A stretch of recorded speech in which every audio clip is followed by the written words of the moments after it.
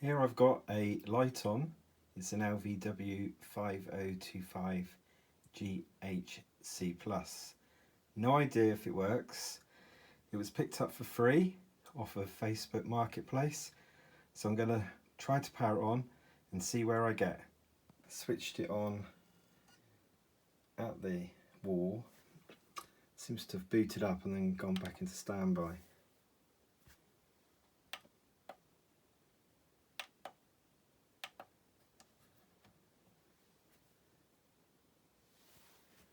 So currently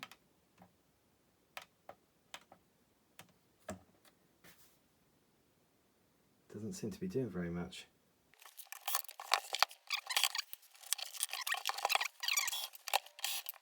So I wonder if it's the disc that's stopping it from booting up. I'm only saying that because the initial capacitor check, the visual one, they all look good. And I wonder if it's worth, apart from cleaning it out, is it worth disconnecting certain things and seeing if it gets any further or just the same.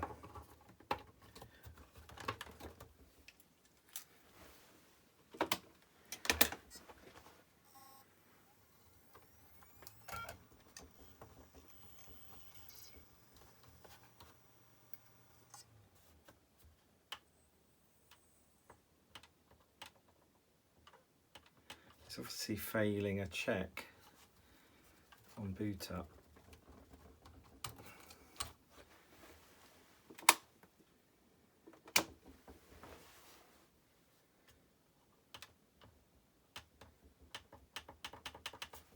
Interestingly, when you disconnect from the hard disk, does it do anything?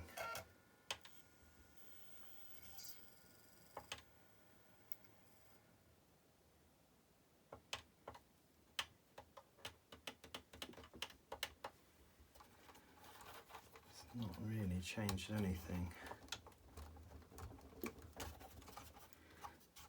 Old-fashioned IDE cables there,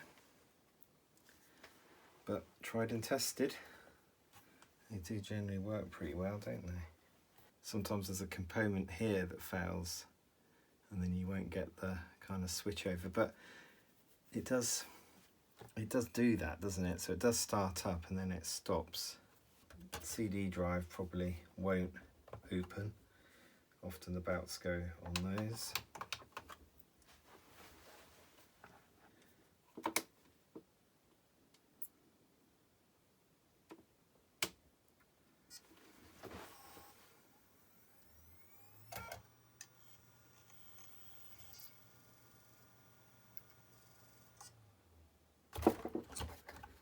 Could be the fact the disc has not been used for so long.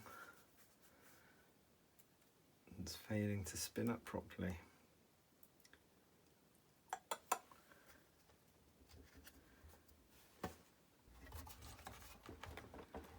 Is it an 80GB disc on these? Let's have a look. It is.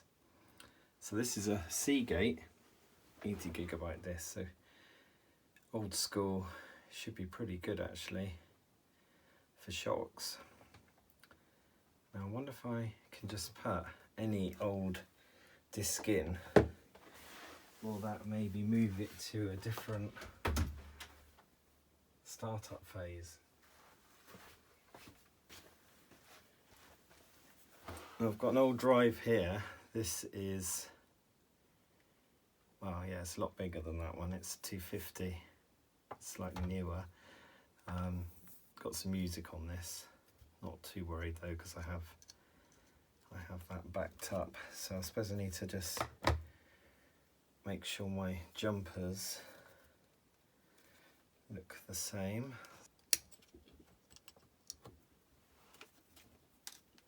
Well, I'll move position.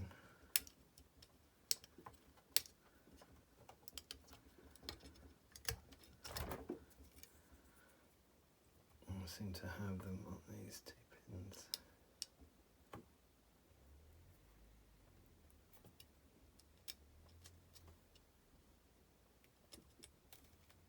Okay, let's just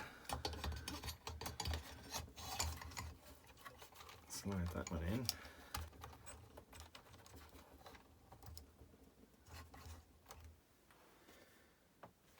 And power cycle it. Will it recognise there's anything wrong with the disc?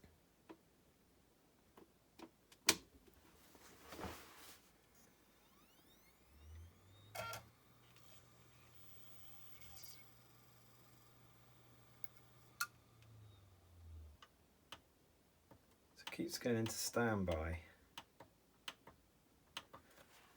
So at this moment in time, I don't think it's a disc, this disc, or the other disc. So let's move it out of the way. Get back with the old one.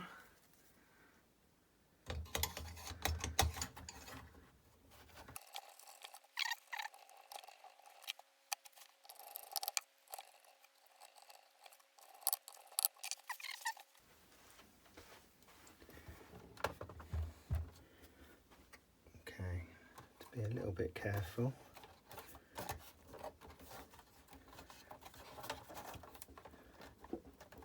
With the power, because it's all accessible. Let's try starting it without a CD drive.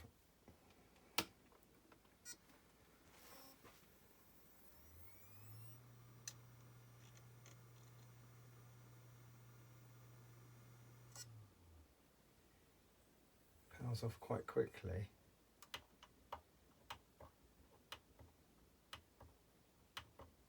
Here I've got a Liteon drive. It's an old one, but why not try this first?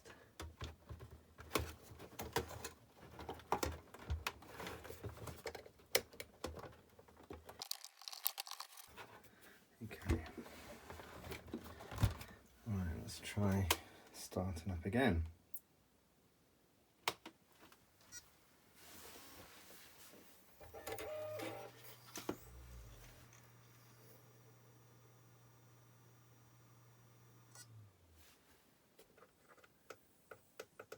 Doing the same with this one. What I'm going to try is the hairdryer trick, just to heat up this side of the power supply.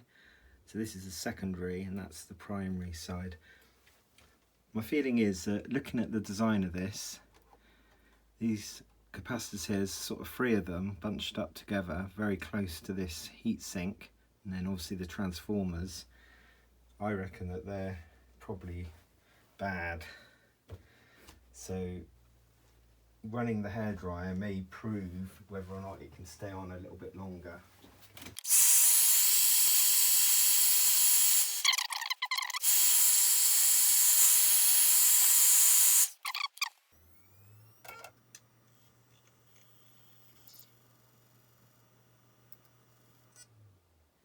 So my other trick is one of the control boards, so probably this one.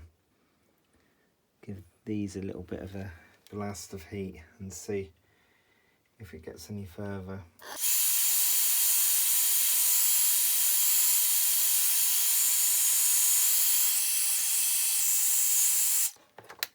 So that doesn't seem to have proven anything.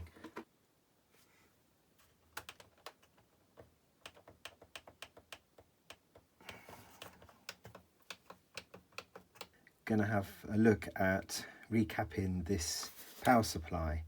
So this is a LVW 5025 GHC plus. Now it does smell obviously of kind of a smoky atmosphere, so I guess the person who had it before was a smoker, so I don't hold out too much hope with the drive, but because they use fairly standard IDE drives, it might be possible to replace that if, for example, it doesn't read or write properly. Now the start up problem with this is it powers on and it does sound like it's doing its startup sequence, and then it goes immediately back into standby, so I can't actually do anything with it. So on the secondary side of the power supply there's quite a few capacitors, and what I'm going to do, I'm going to just take a load of pictures of these. I know what the values are already, and I'm just going to desolder them all. I'll test a few and see if they are out, particularly the ones that are located near the heat source here. So it's not been powered on for a little while, possibly a week, so it shouldn't have anything residing in this bigger capacitor.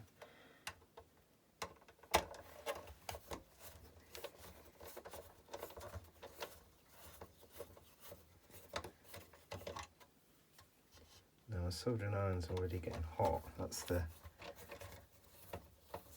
this one here I've got on the side. I don't know if you can see it. That one there. So that's like a solder sucker type thing. Hopefully that's going to help me take out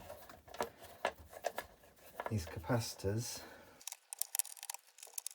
I did have a look before to see if there was any track damage on the power board. It is something that you tend to get sometimes when you have these things knocking around for a few years, particularly if you order things online and they get sent to you in parcels. There's a good chance that some of the boards get damaged in transit. So it tends to be around where the mounting points are, if there's any kind of plastic clips and things that are holding the power supply board to the case. That's straightforward. And there's the mains one there. Let those screws just drop down for a minute.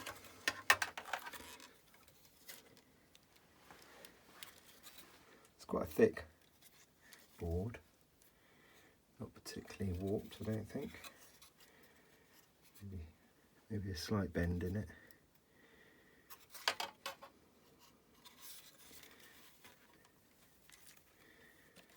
This is the end I'm going to be working on.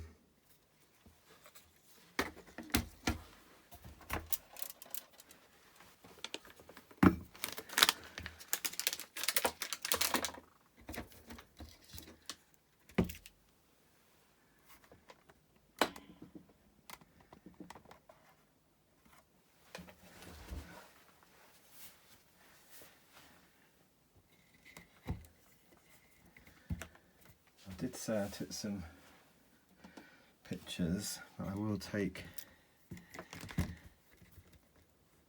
a few more.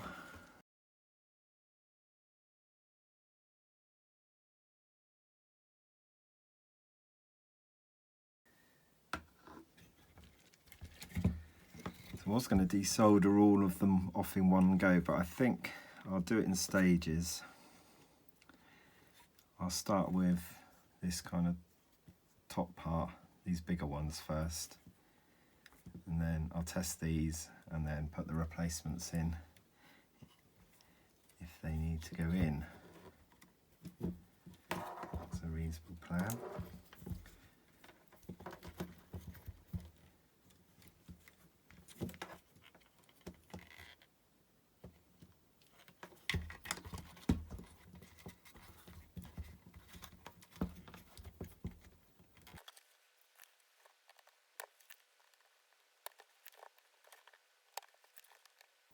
This has been on a little while now. This solder looks like it's going to need maybe a bit more heat to help melt it. So the trick here is not to start too hot. So I'm going to go for 350, I think, on here. And this technique is not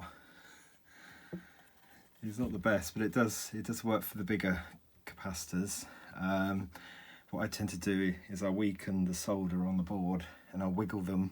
They look like their legs are quite straight on these bigger ones, so this should just pull out of the board without affecting the track.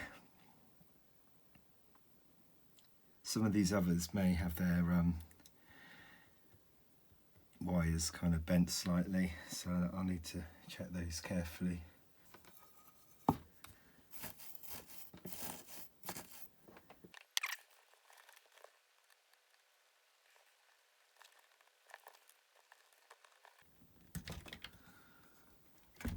There's number one.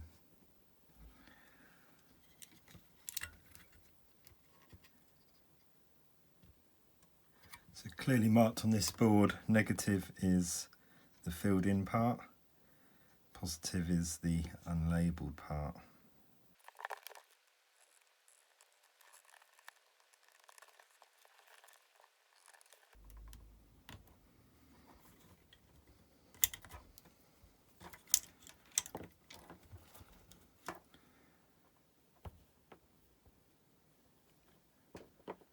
I could have it hotter, but I don't want to ruin the pads. And there's two over here. I'll do these two.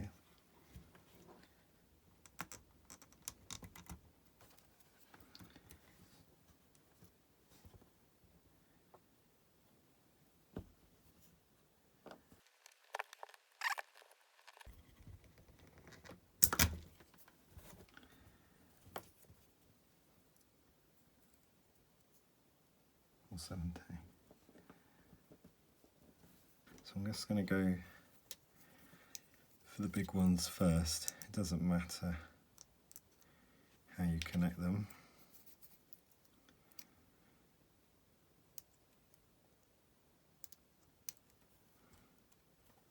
Right, so that should be 10 volts, 3,300.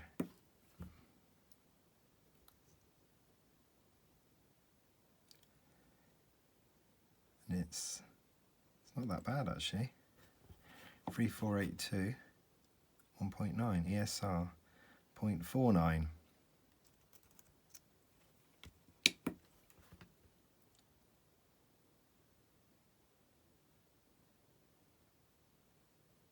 Similar, 3413.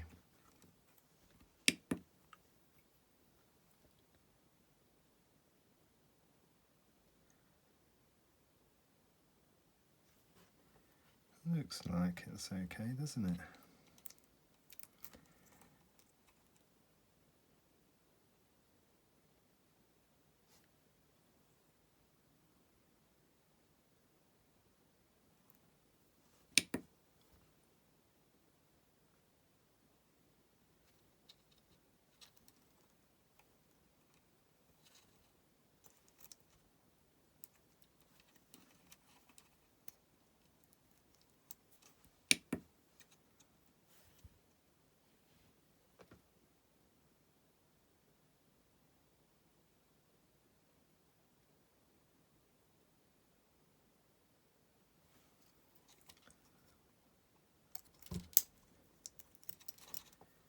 Supposed to be low ESR.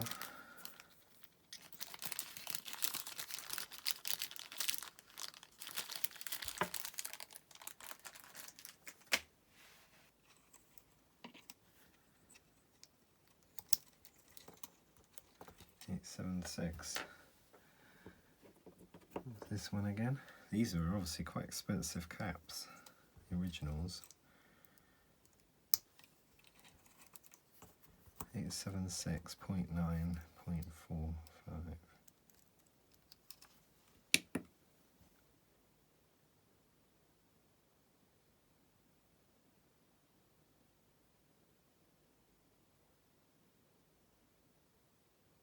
Okay, we've got some smaller ones to look at.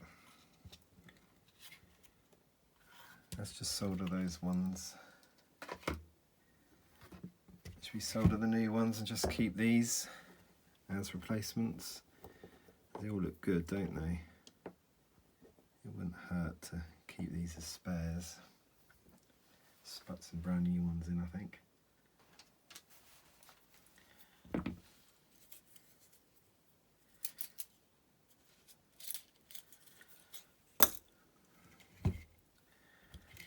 Let's get up to temperature. So I will replace the caps. I've bought them, the replacements. But just as well, put some new ones in.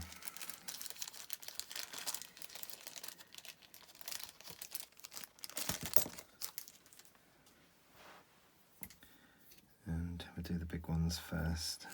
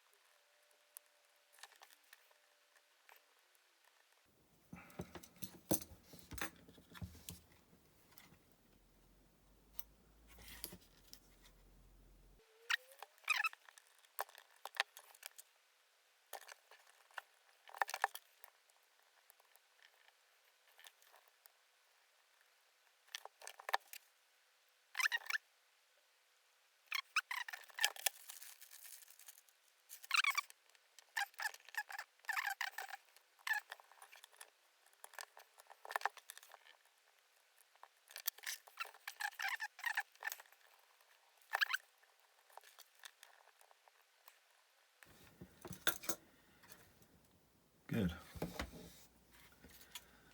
Always do a check when you're snipping the legs that everything's soldered in correctly. So that's that replaced. Now I'm going to have to take these little ones out. So I'm going to do these one by one, I think. One out, one in type thing. Okay.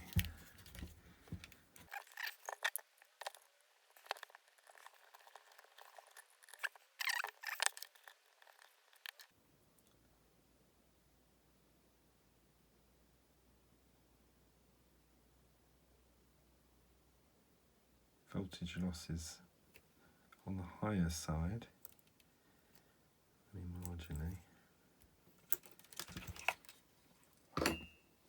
We'll replace that one anyway, 16470.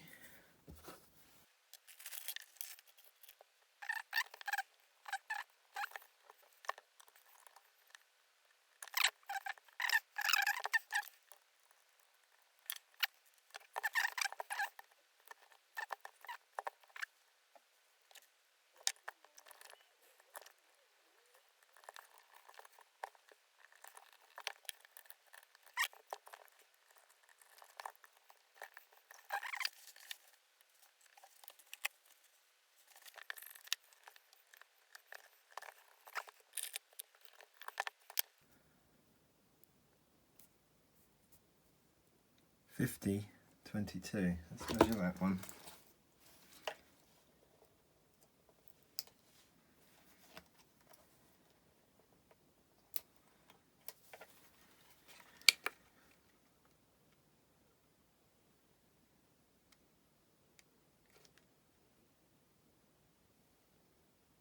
Ooh.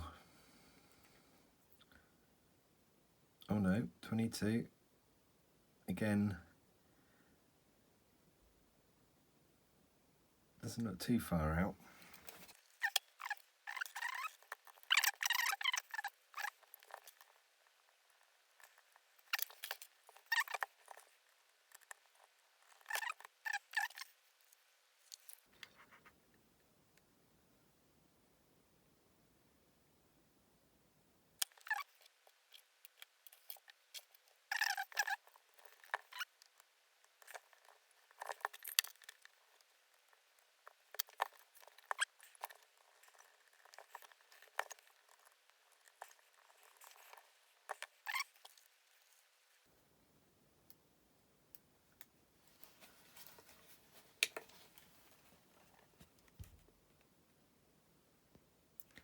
So this is 101, 1.398. So nothing really jumping out, is there?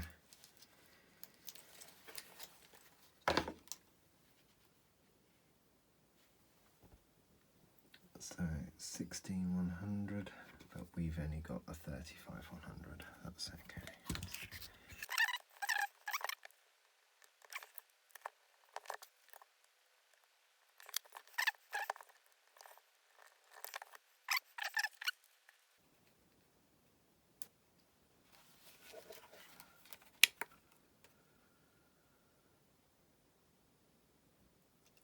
Two, 1.2.98.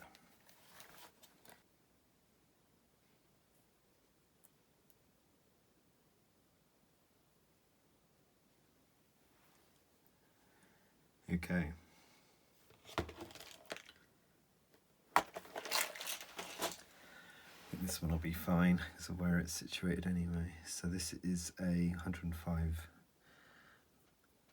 Celsius capacitor, so that's what I was looking for. This is a 35 100. I will measure that. So I've pulled that out of something else. Never throw anything away.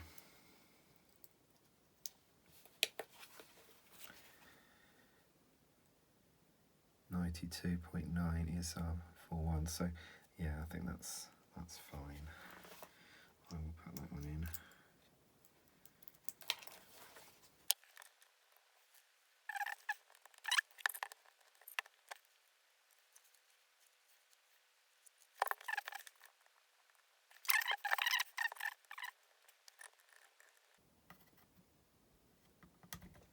Okay.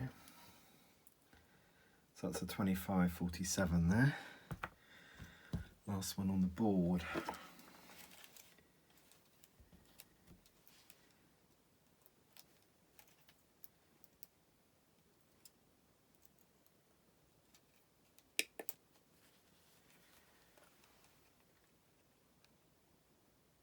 .48, 1.7. Okay. That one can go.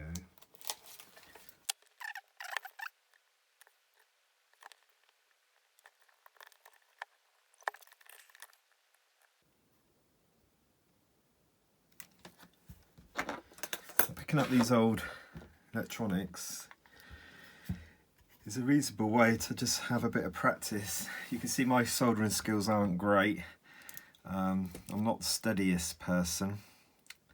I've got a little bit of a kind of a wobble in my hands, a bit of a shake. That's something actually which prevented me from doing this type of stuff when I was a youngster. So I did start a BTEC in electronics. Unfortunately, I had to bail out because I just couldn't do the intricate work, which was a shame. So I ended up being a software engineer in the end. But I had a long time away from doing this type of thing, and it's just something that you can kind of do and kind of relax to a little bit. It's, you know, it's something to concentrate on, isn't it? So yeah, that's good. Now, I said I wasn't going to do these caps on the other end, but if I've got some spare capacitors, then I might do it. So we need a 2250 for the little one there. I think I've got a 2250, yeah. Okay, so I could do that. Then there's another 125, which obviously I didn't have.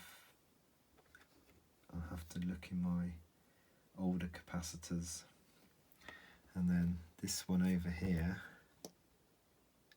is another, well, it's a 50 volt. Can't make that one out.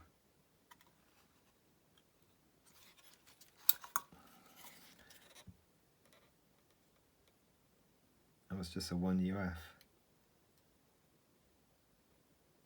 1 UF 50 volts.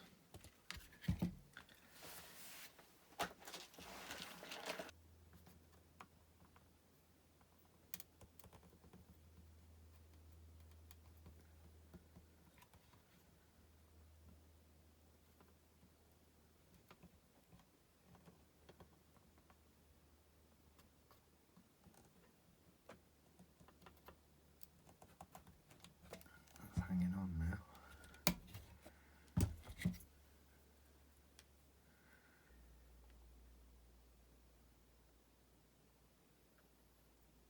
So this is saying 23, 1%, 1.2, so that again doesn't look too bad, but we will change them all.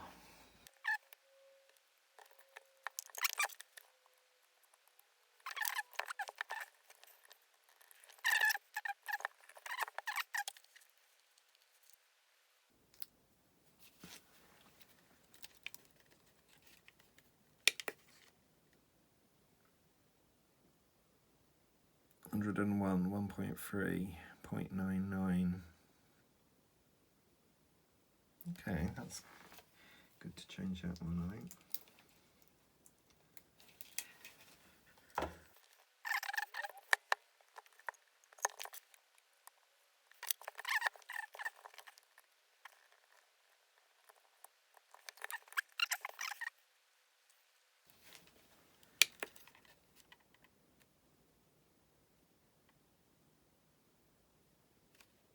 There we go, 1127 NF.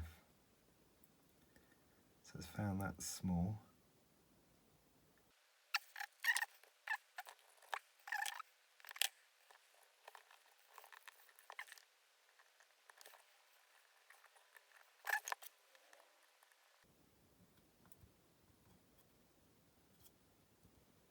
Good. Okay.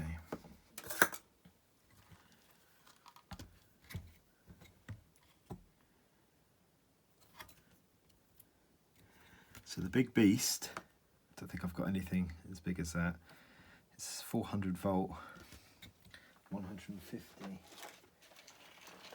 I did get some big caps, but it was for a record player. Yeah, I don't think I've had any spares.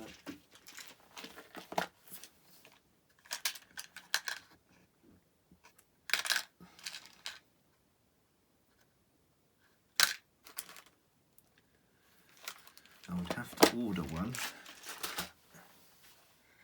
if I was replacing that beast.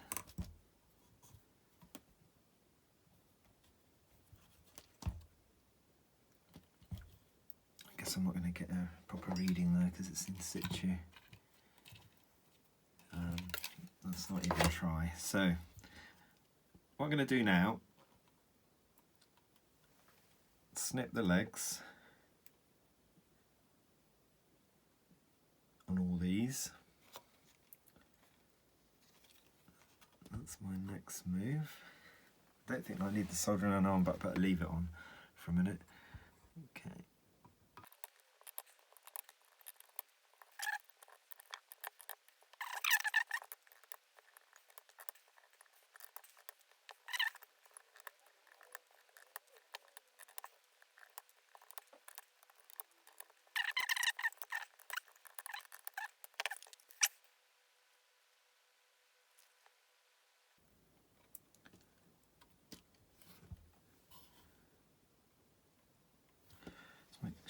my solder's okay.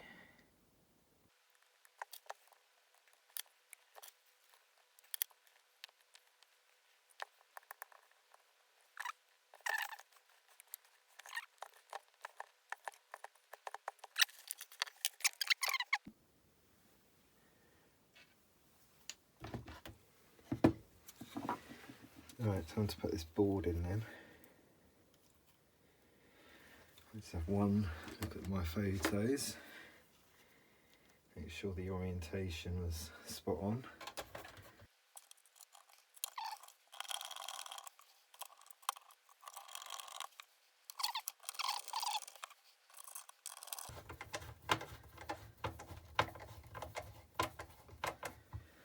It's the fans right by the hottest part, which is good. I think that's the last one there.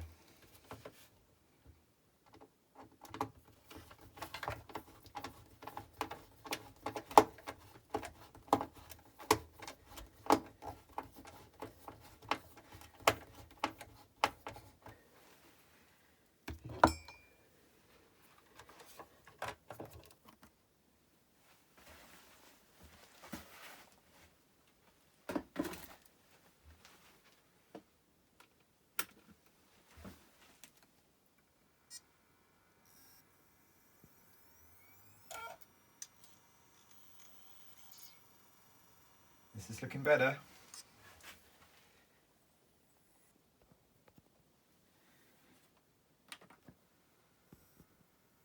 Never seen it say hello.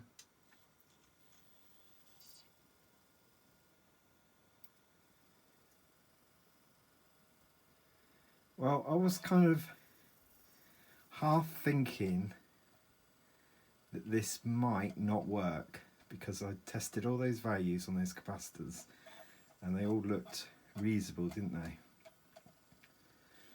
But it just goes to show you can never know. You might be wondering why I'm even bothering with something this old.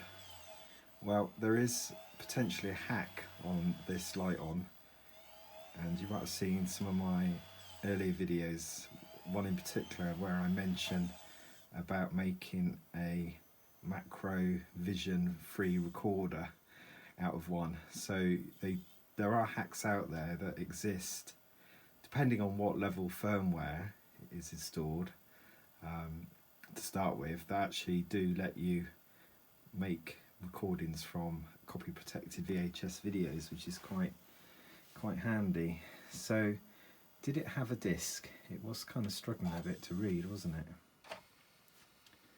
Oh, this is my next issue. They all suffer from these bout issues, these drives. There might be a DVD in there, I guess.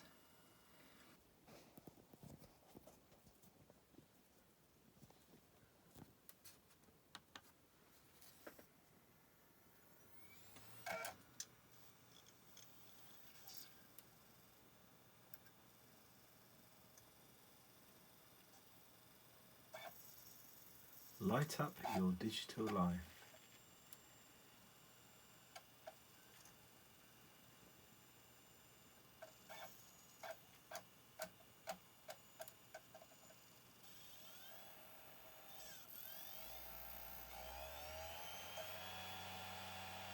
He's noisy.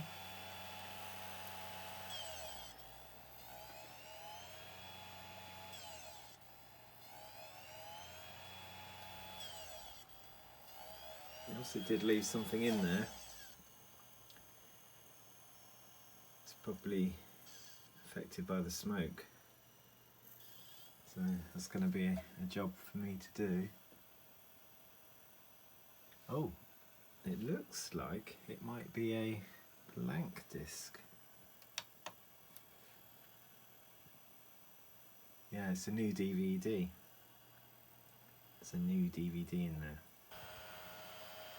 It's make a lot of noise again, just because it's started up, but I've got this 1-4 remote. I've managed to find this. My other remotes didn't work, so this does look like it may work enough to kind of see what's going on. Okay, video. Oh, there is stuff on here. Looks to be racing, doesn't it?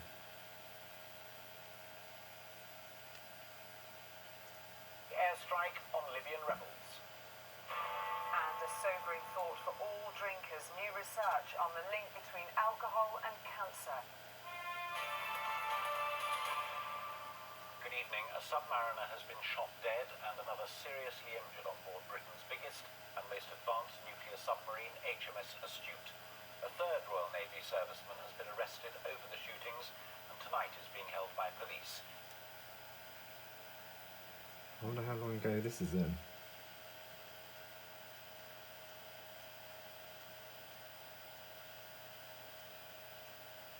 News of the world.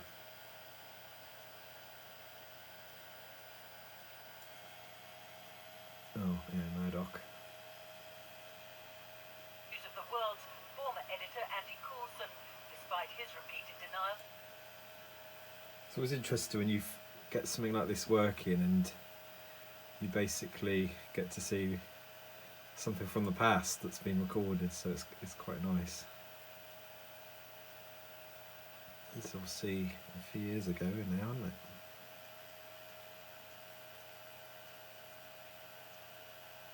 Look at the adverts. What are you doing this weekend? We're doing 20% off everything until Monday when you spend over £100 at B&Q. Then, on top of that, you get a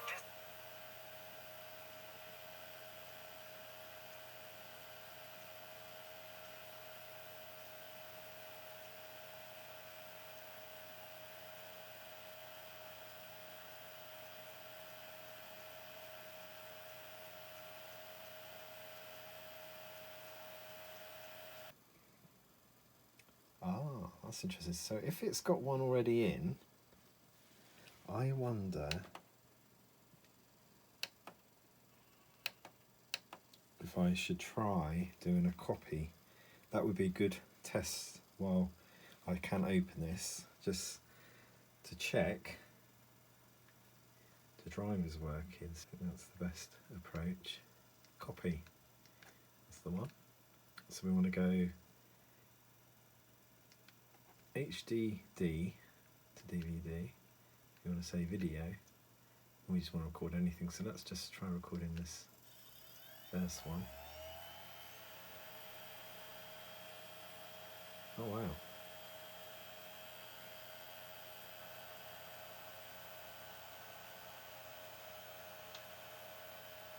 It does seem to be doing something.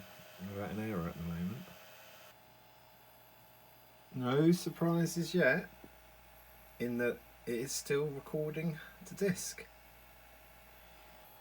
That's the front loading bout. So a little bit tricky because this is obviously held in by the case. So I'll have to be a bit careful not to break anything. But once I get in, then I'll do the bout and I should just give the lens a little clean. I won't use any cleaning fluid, I'll just use a earbud or something just to give it a little bit of a clean over.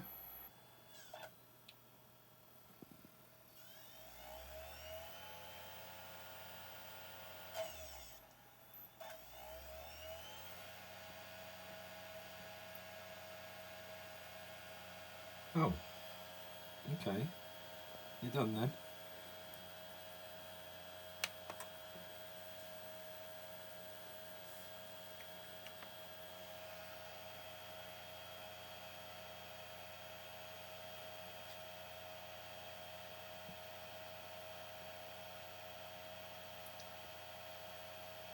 Remaining 50 it says. Okay, so we should now, it's on DVD, as you can see, should go play. Let's just go play DVD.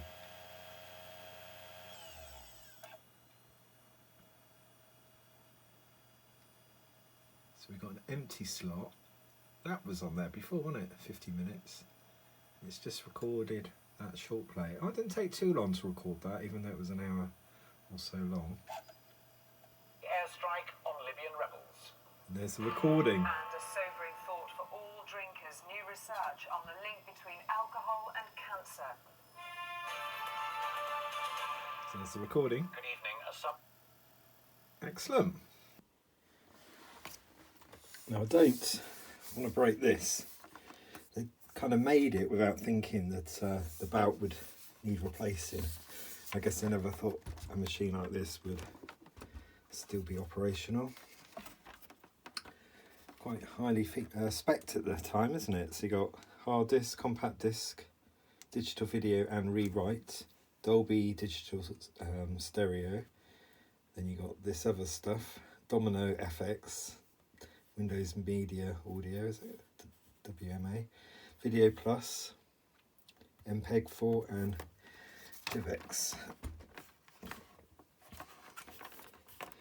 So the way that these fronts kind of attach, they slide on to the actual tray of the disc. So I don't want to really break it. I almost need to kind of force that out.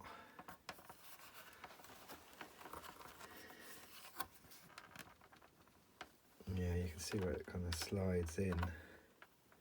So can I now just pull that down?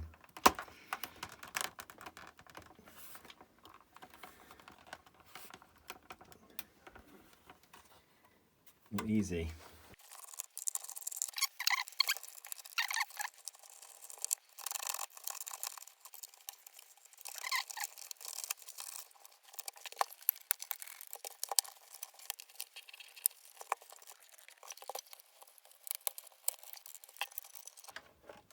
Okay, chicken and egg situation here. I'll explain why. There's a screw holding this metal part of the display and the front to the actual chassis. And to get to that screw, you've got to be able to pop the plastic off first. You can't pop the plastic off because you can't get the cover off the DVD drive.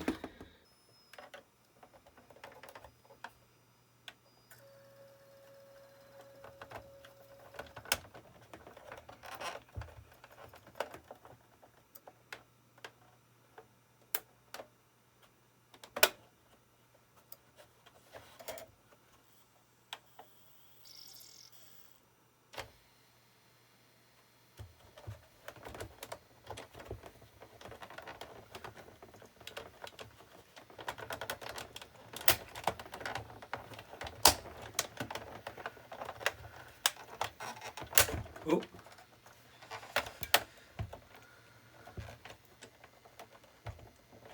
Okay, that's good. That means I can really get in there now. Well, something strong enough.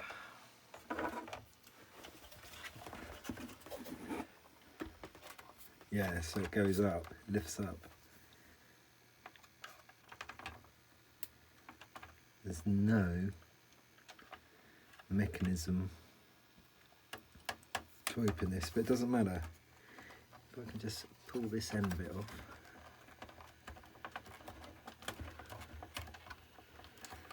Without obviously breaking it. I can get the drive out, can I? Got it. Jeez. Doesn't look too bad. Right, let's turn this off properly.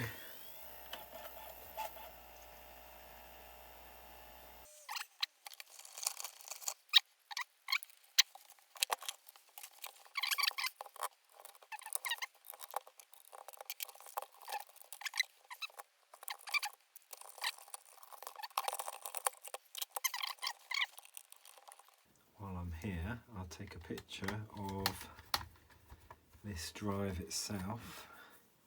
So it is a Liteon drive.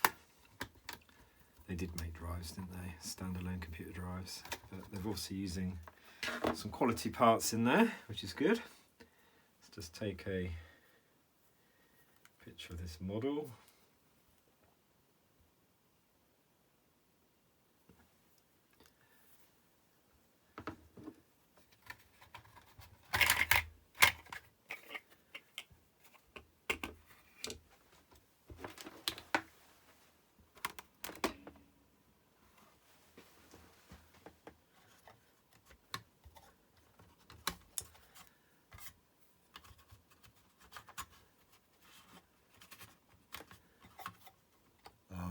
look. This is stuck to the spindle.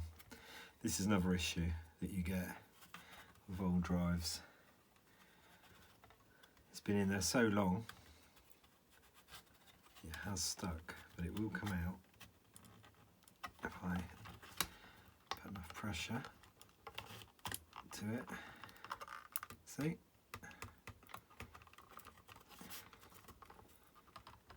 Blimey.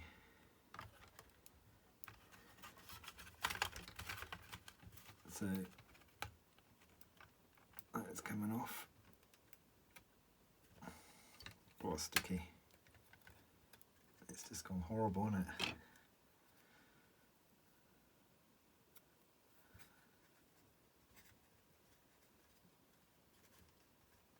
I wonder if the smoke has made it go like that.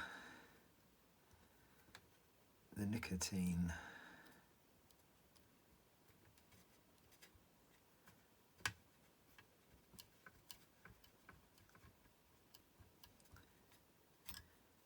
If that's going to load anything else up, it needs to not be so sticky. It's stuck to the bottom of that DVD. Ew. But that's what it was recording to, a 16 times one actually, DVD plus R. So that's quite a high speed disc for the time. And this is the pickup. So maybe it's been protected somewhat over the years by not being opened. There's certainly no dust in there. But yeah, I put that back on. I think that's going to have to come off. It's just gone very sticky.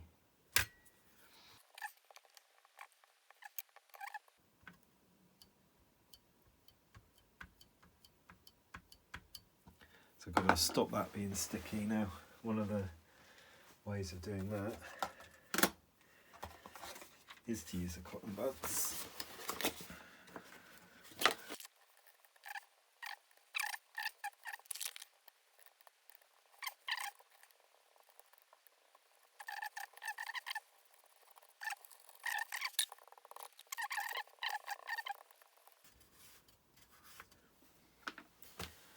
We need to have a look at that though anyway.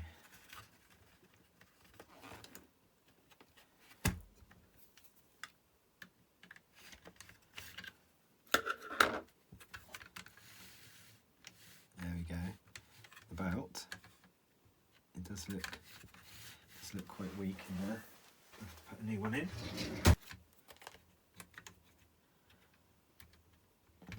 Probably a little bit. Yeah, that's definitely got less give. So I'm going to replace it with another roll bout that is better.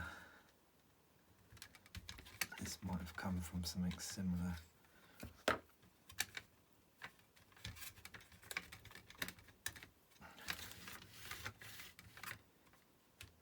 A bit more kind of taut there. Okay. Let's put those away.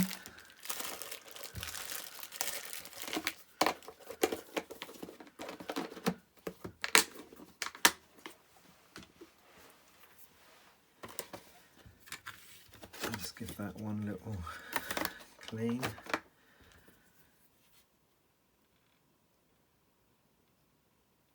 Wasn't going to, was I?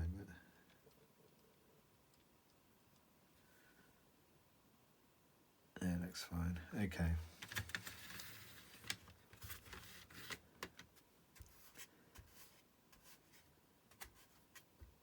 Good. Let's put this back in.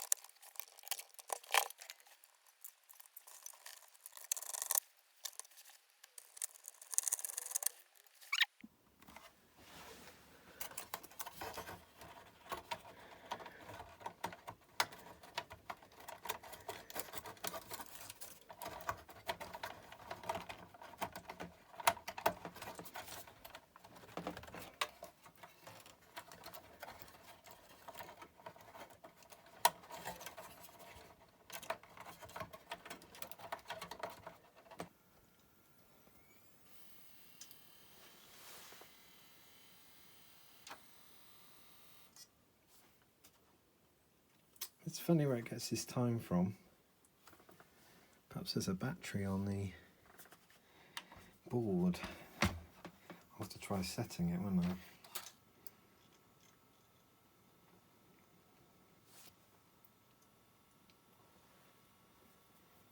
Right.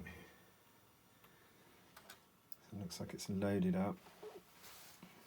It's discovered there's nothing in there.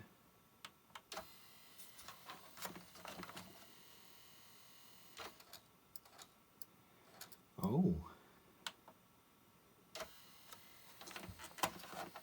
I thought that bat would have been strong enough. Well, I used a screwdriver just to ease this out, but it felt very kind of gritty.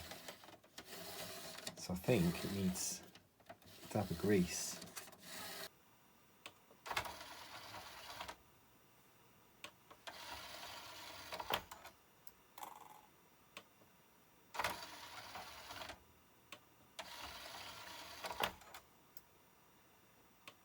So, this seems to have needed quite a lot of grease to get this to work.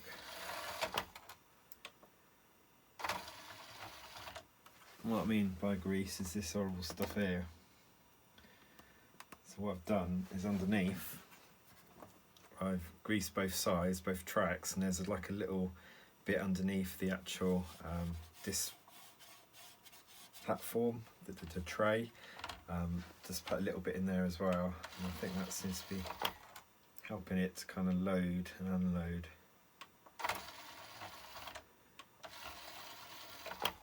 I was thinking I might have to take it apart again, but I don't think I will. I think I'll be okay. Alright, let's see if this is gonna work with a pre-recorded.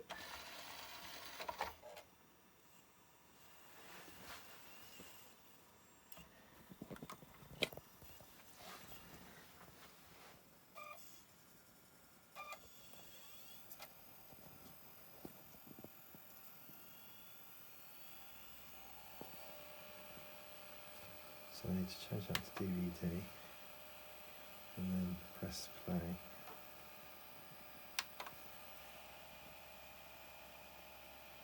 Looks like I haven't killed the actual lens or the workings of the DVD. Well, I decided to leave this off for now.